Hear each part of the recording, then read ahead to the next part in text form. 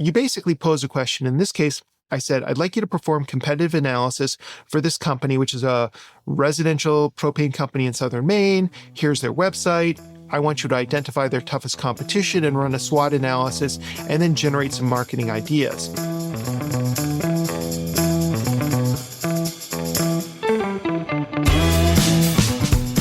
Welcome to the Agents of Change, the podcast experience you've been waiting for your entire marketing career.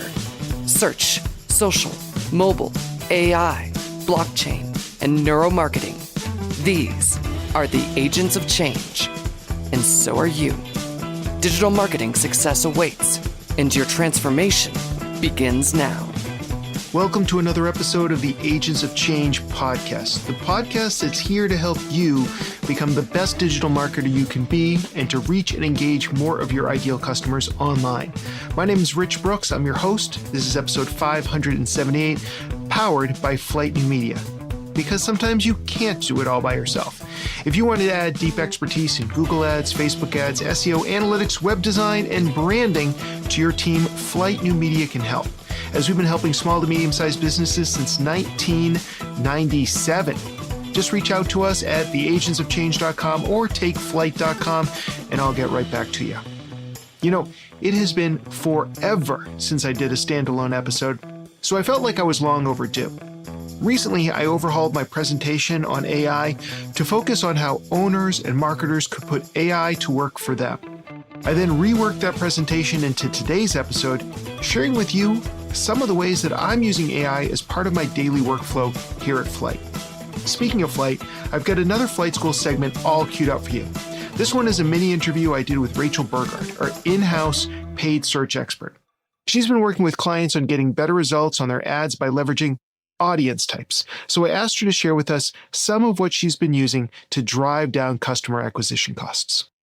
All right, so I'm here with Rachel, who is our paid search expert here at Flight New Media, to explain to me a little bit more about audience types when it comes to Google Ads. So Rachel, thank you. Just very briefly, what are audience types when it comes to Google Ads, and how do they fit into a company's plans for doing paid search? It's a way that you can, as an advertiser, group together certain users based on things like their interests, their online behavior, or their demographics. And it really just allows you to reach the most relevant audience possible. All right, so this is where I'm confused, because I always thought that the whole point of Google Ads or any paid search ads they're really based on what the user needs. So why do we need to add this extra layer in? Isn't it just keyword generated? That is the case most of the time with search ads, the ads that pop up when you search for something on Google. They're used more often for the other campaign types, so display ads, performance max, demand gen, and those are not intent-based, so people aren't searching for them, you're seeking them out, so it's more similar to meta ads. It's more of a cold audience, but you can still use them for search ads. For example, we have a client who is a financial advisor. They were getting a lot of traffic, but not a lot of quality traffic. And so we ended up narrowing down their audience to the top 10% income users. That way our ads weren't showing to anyone that couldn't afford their services, which made a huge difference. Okay, so obviously then their clicks went down, but the quality of the clicks went way up. All right, so this makes sense. If companies are just getting started with Google Ads, do you have a go-to audience recommendation for them? Not a super specific one related to their business, but we always set up remarketing when we sign on with a new client. That way, as soon as the ads start running, we start building a list of people who have either visited the ads or visited certain pages on their website. So I would always suggest that as a first step. Even if you don't end up using it, it still is great to just have it in your back pocket. Otherwise, it's hard to pinpoint something specific because just we work with so many different industries that it's, just a really mixed bag. How can small businesses with limited budgets effectively use audience targeting to make the most of their ad spend? You can get really niche with custom audiences. You can layer multiple audiences in one. So if you don't do them in a custom audience, you could have people who have searched for a certain keyword in the past and also have people who have shown an interest in food or live events or things like that. But with a custom audience, you can say, instead of saying or, you say and. So I want to target people who have shown an interest in food and live events. That's very helpful. Now, lastly, if you had one piece of advice to give advertisers who are struggling with low-performing audience targeting, what would it be? A lot of times it's that you're either going too narrow or you're going too broad. When you're choosing audiences, Google puts a little preview on the side that shows you how many people are in that audience. And we'll see that pretty quickly they start to stack up the more interest that you add. And a lot of times, depending on your radius, it can be like 10 billion people in one audience, or like the custom audience I mentioned earlier, you're putting too many qualifications on it and no one is able to really meet it. So you want to find the balance between super narrow and super broad. If you have any follow-up questions for Rachel, you can just reach out to her or me through the Flyte New Media contact form at takeflyte.com/contact. And that's TakeFlyte, F-L-Y-T-E, by the way. Or through the Agents of Change contact form, or just reach out to me on LinkedIn. My username is TheRichBrooks.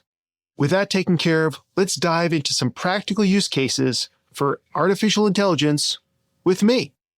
The way that I create every podcast is that I start with the interview with the digital marketing expert who I'm talking to. And after that interview has been created and recorded, then I do the intro and the outro. Sometimes it can be weeks between when I do the interview and the intro and outro. So I've noticed that sometimes I'll repeat a story or an anecdote in both the introduction and then also in the interview. I'm going to try not to do that in this case, but it has been a while since I've done one of these solo episodes, so I may be out of practice. I may have already mentioned this, but I want to talk to you today about really practical ways of using AI, artificial intelligence, in your marketing and in your business, because that's really my focus right now. And as I may have mentioned, I had recently done a webinar for Flyte, my digital agency, on AI marketing. It was called AI Marketing in Action, a practical guide for your business. And that's my approach, is I want to give you some very tangible, tactical ways that we've started to use AI here at Flyte. Some of them I'm kind of leading the charge here, but my team is also using. And so really what I want to talk about is how to go about this. Now, I've had a number of conversations, not the least of which with my older daughter, Maya, about the efficacy of using AI and whether or not AI is making us better or making us dumber. And I remember we had similar conversations years ago about Google. Does Google make you smarter because you have access to all this information, or does it make you dumber because you don't retain any of it because you know it's just there whenever you need it? And I do think that there's an interesting argument to be made that the people who might benefit the most from using artificial intelligence well are the people who already have a baseline knowledge or some sort of expertise in what they're doing, as they can discern between good and bad outputs. And the example in the presentation I give is the idea of home builders. And you may have two home builders you're talking to, and one is a traditionalist, and they used hand tools, and they build everything to order, and it's very time consuming, but it's very organic, and that's one approach. And on the other hand, you might talk to a builder who uses power tools only and expensive software to make sure that everything is aligned, and the software gives them extra ability to plan and to modify their plans so that they build the house that's exactly right for you. And by doing and using these more modern tools, they can build it more quickly, they can make it more energy efficient, maybe even build it for a lot cheaper than the other person. And if you're trying to decide between which builder you want to hire, well, there's no wrong answer. It really depends on what you're looking for. But chances are the majority of people would hire that second builder who's using all of those tools to build what is subjectively or objectively a better final product. And that's kind of the way that I'm thinking about AI these days, is that it's a competitive advantage for your business. And I don't want you to think that there's not some real problems with artificial intelligence. We've talked about some of these on the program before. AI has bias. It has hallucinations where it makes up facts and figures on its own. There are data security issues where you got to be very careful about the information, the sensitive data about your company or your clients, so not to upload it to these tools because you're basically training the machines. There's concerns around job loss. There's real concerns about the environmental impact of AI compared to, say, traditional computing. And there's a real lack of human experience and maybe human empathy that comes from AI, even though it does a halfway decent job of faking it. But again, it is a competitive advantage for those of us who want to figure out how to use it. There's a lot of different ways in which you can use it as a business owner or a marketer. There's speed and efficiency, where AI can automate some time-consuming tasks for you. There's ideation, where it can help you generate new ideas. You can use it for research and forecasting. You can use it for content creation. You can use it for search engine optimization, for website optimization, and you can use it for personalization as well. So there's a lot of ways in which AI can make your marketing and your business perform at a higher level. The ways in which you can use AI to perform better, faster, smarter are countless. But today I want to give 5 concrete examples of how I'm using AI in my day-to-day business. And the 5 things that I'm going to talk about are buyer personas, number 1. Number 2, brand voice. Number 3, competitive analysis. Number 4, it's really 4A and 4B, is search engine optimization and conversion rate optimization. And then lastly, custom AI assistants, which are custom GPTs if you're using ChatGPT, Gems if you're using Gemini, and projects if you're using Claude. This was originally presented as a webinar, and in the show notes, I'll link to the webinar so you can get the full picture, but the webinar is very visual, and obviously the podcast is not. So today I'm just going to kind of be talking through some of the concepts, and some of them may be easier or more difficult to visualize, but we're just going to go through this. And for the sake of today's conversation, we're talking about ChatGPT. I actually use a lot of Claude. When I was putting together the slide deck for this, Claude hadn't yet announced that you could now use Claude to surf the web as well. Now that is a feature. That was one of my big hesitations about using Claude, because so many of the things I want to do, I need my AI tool to go online and look at things online. And Claude, until recently, wasn't able to do that. So I'm going to use ChatGPT. I think it's a great tool for almost anybody who's just getting started out. So let's start with talking about how do you build a buyer persona. And the way that I usually do it is you can just use a simple prompt. And the prompt that I use in this case was create a buyer persona for a customer who buys high-quality spice blends online. Include details such as demographics, cooking habits, pain points, goals, preferred communication style, and where they get their cooking inspiration. And so I put that buyer persona into ChatGPT with the idea, I had a made-up company in mind, an online spice retailer. And very quickly, ChatGPT spit me out an answer that gave me demographics, cooking habits, pain points, goal, preferred communication style, and where Avery, which is the name of the buyer persona that ChatGPT created, where she gets her cooking inspiration, a nice little summary, all happened in about 4 seconds. And it was interesting because I was kind of curious, even though I'd done this many times before, I was kind of curious, like, how did it come up with this? So I actually asked ChatGPT, which is a great exercise, is just to sometimes ask ChatGPT or any AI to show their work so you understand exactly what you're getting. And so I literally, in the next prompt was, how did you generate this persona? What sources did you use to create the persona of Avery? And then ChatGPT gave me an answer. It looked at, basically it said, I created Avery by drawing on well-known buyer persona frameworks and combining them with common demographic and psychographic traits often observed in consumers who value premium food products, especially spice blends.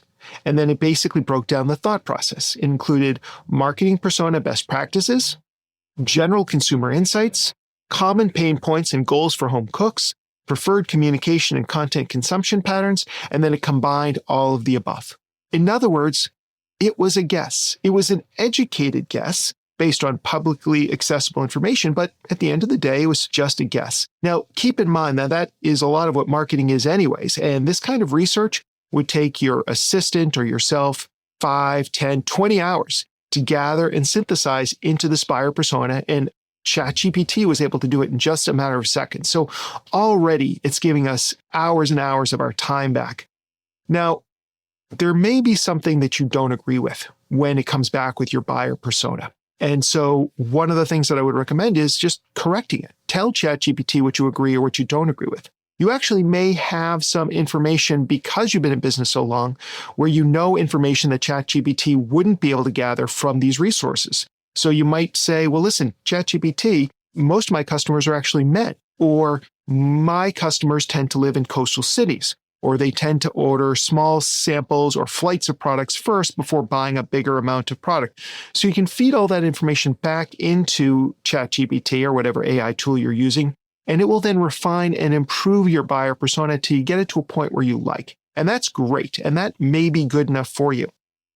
But if you want, you can take it even further.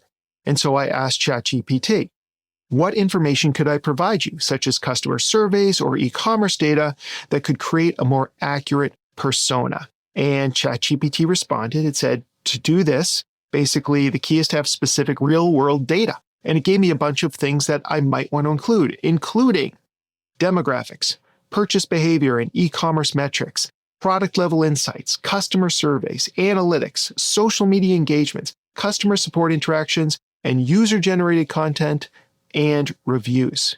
Now, even if you've been in business for a while, you may not have all of these things, at least at your fingertips. But the more accurate data that you can feed the AI, the more you move away from well-reasoned guessing to data-driven marketing, which is where we want to be.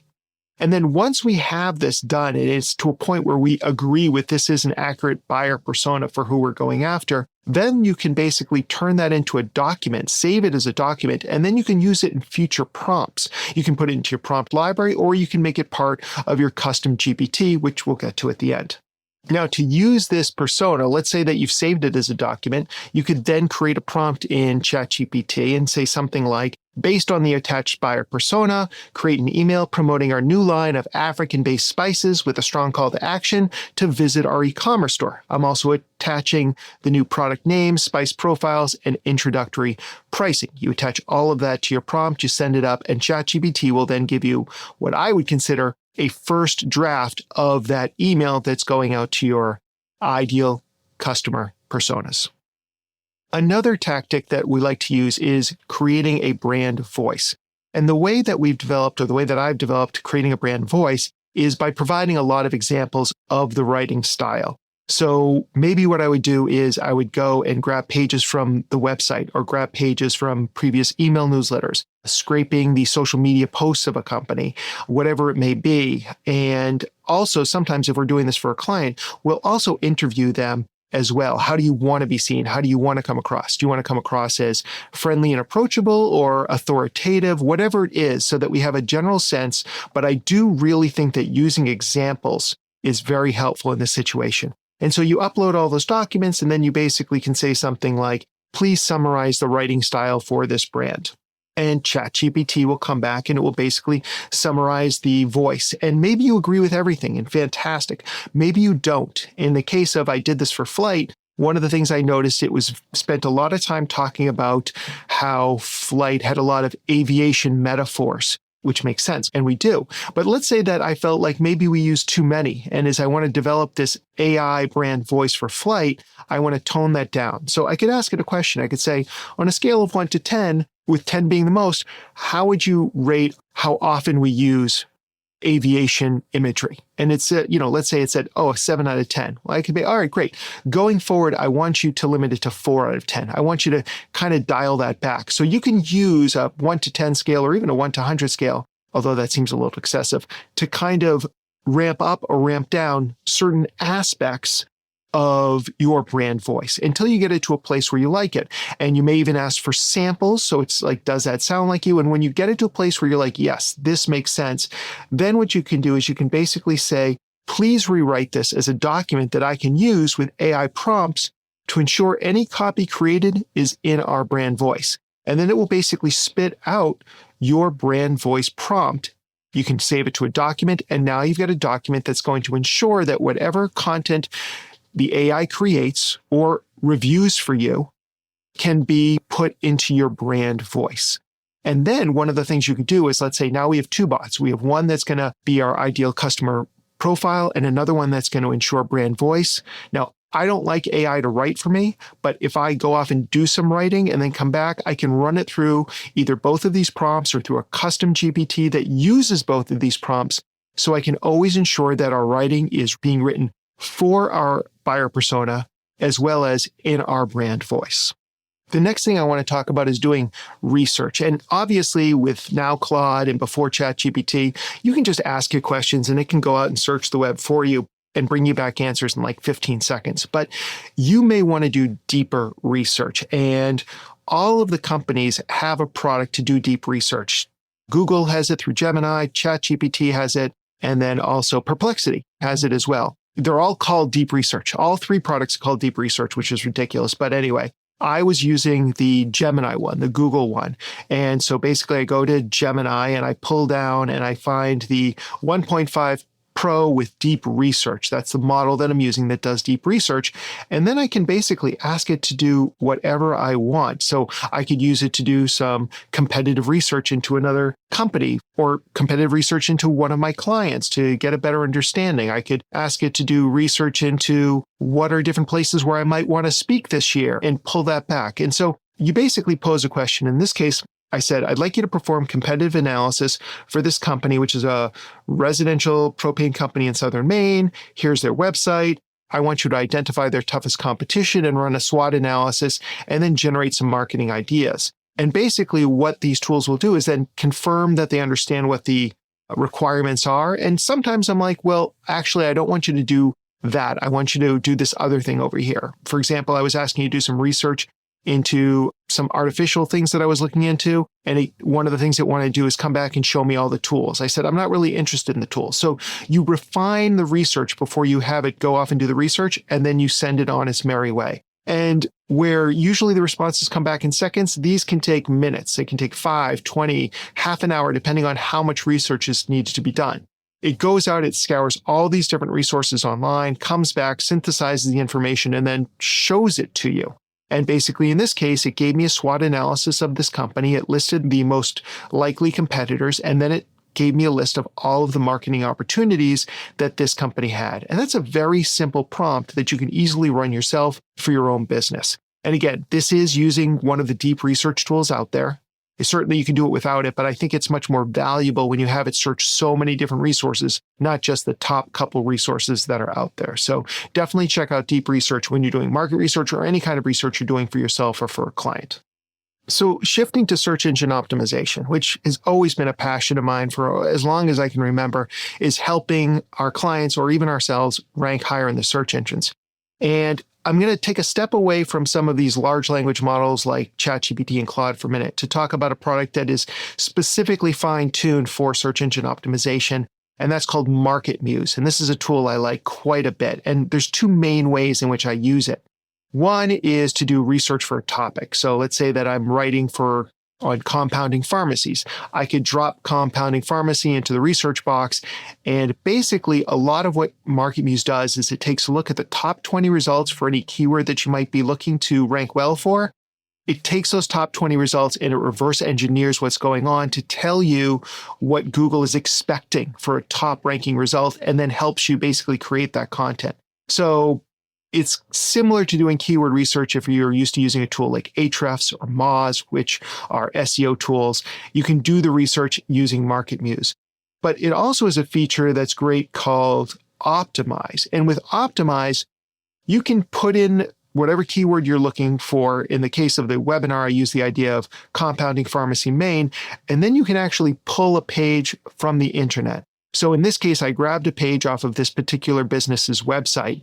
And as soon as I put it in there, what MarketMuse does is it pulls an editable version of that page into your browser window. And it highlights all the keywords that those top 20 pages are ranking for that appear on your page. And then you get basically a rundown in the left hand or in the right hand side of how many times those words are being used on your page and how many times on average they're being used by the pages that appear in the top 20 results. So for example, one of the phrases was specialty pharmacy. Well, it turned out that this company didn't use that phrase on their webpage at all, but their competitors that were ranking well were using it 1 to 2 times on the page. Or there was another one, compounding was a word that they were using about 3 to 5 times, and their competitors were using over 10 times on a page. So that gives you a sense of what Google is ranking well, and you can actually update your page right within MarketMuse.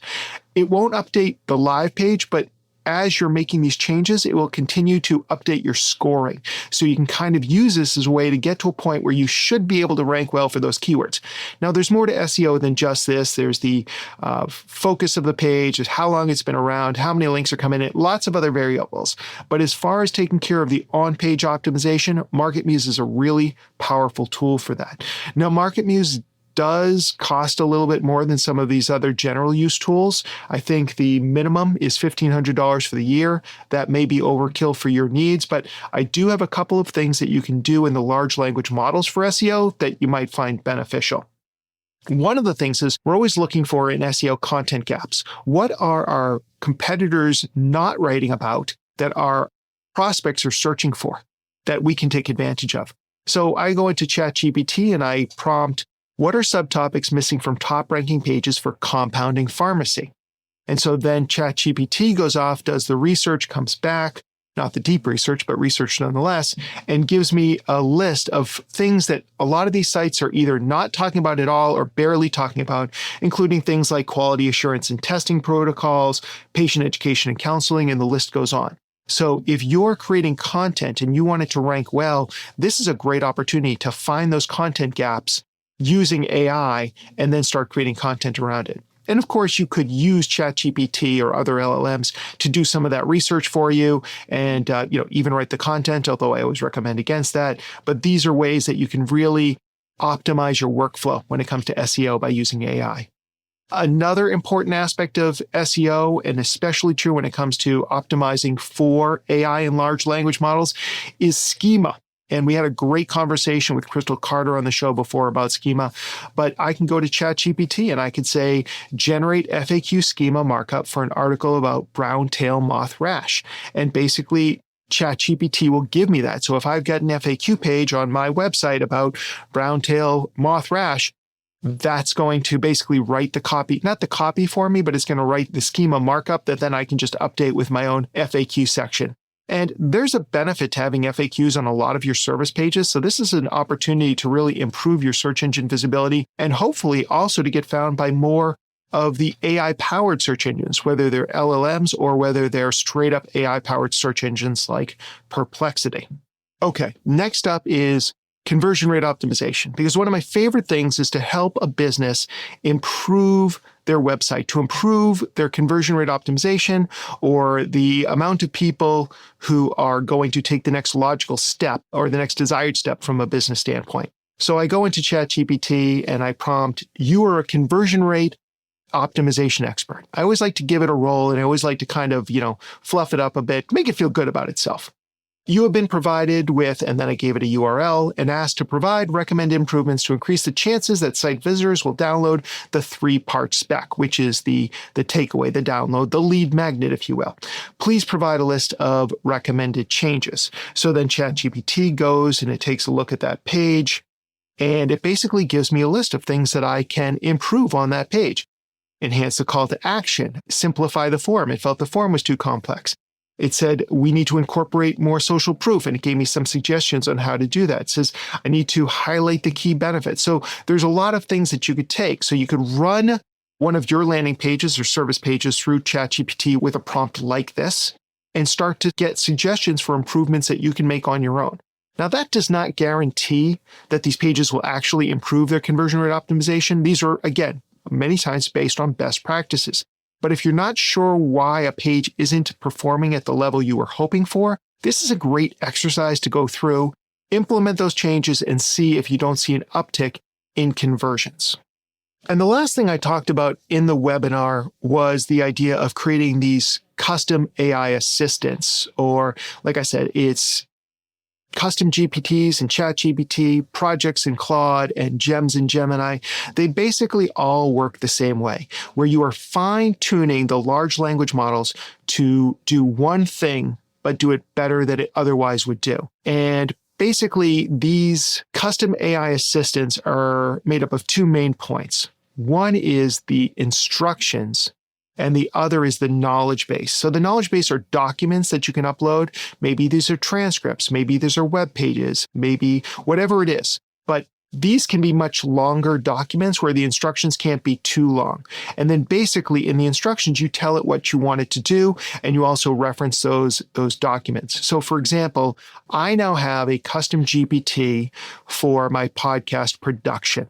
And I basically took what I used to do and I documented it all.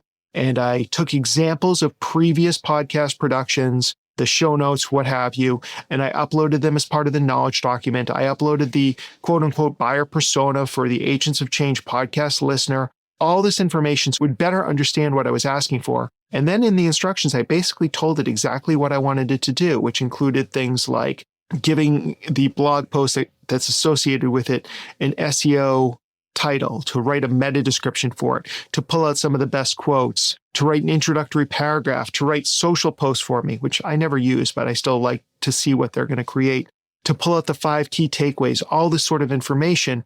And I've discovered from using ChatGPT versus Claude that I really prefer the Claude output in this particular case. So I tend to do it in Claude.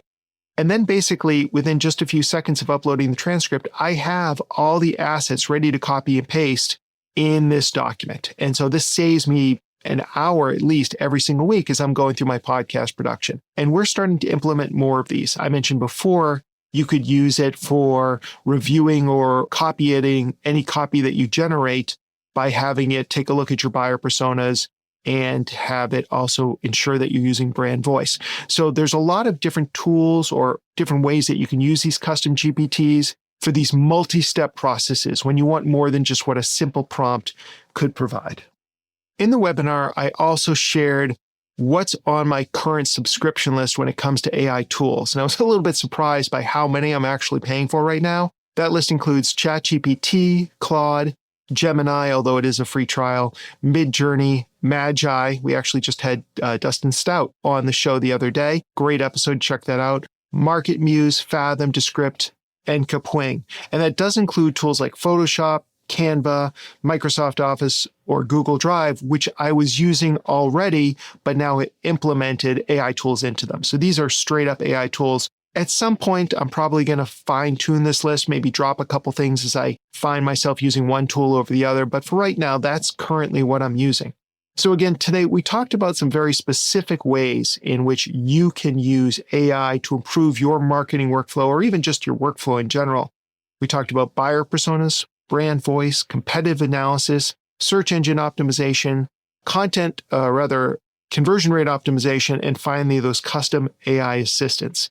Now, if you thought this was valuable, but you'd really need some visuals to go along with this, what I'm going to do is I'm going to put a link in the show notes that will take you to the entire webinar, video, slide deck, transcript, and everything else. So if you thought that this was great, but you want to dig a little bit deeper, go ahead, take a look at that webinar. It's on demand at the Flyte New Media website at takeflyte.com. And if you have any other questions, or if there's certain things that you've been looking to accomplish using AI and you don't know how to do it, do me a favor, just reach out to me. I'd love to talk to you about what you're looking to accomplish and see if I can't help point you in the right direction. Thanks. For a full transcript of today's episode, along with a whole bunch of other goodies, just head on over to our website at theagentsofchange.com/578. And if there are things that you're struggling with in AI, please let me know. I can either bring in an expert like we've been doing lately, or I can just share how I'm doing something in a future episode. Speaking of future episodes, make sure that you're subscribed on your podcasting platform of choice. And if you enjoyed today's episode, share it with somebody who is struggling with AI and making it part of their workflow. And always remain an agent of change. Don't miss another thrilling episode of the Agents of Change podcast. Be sure to subscribe on your favorite podcasting platform.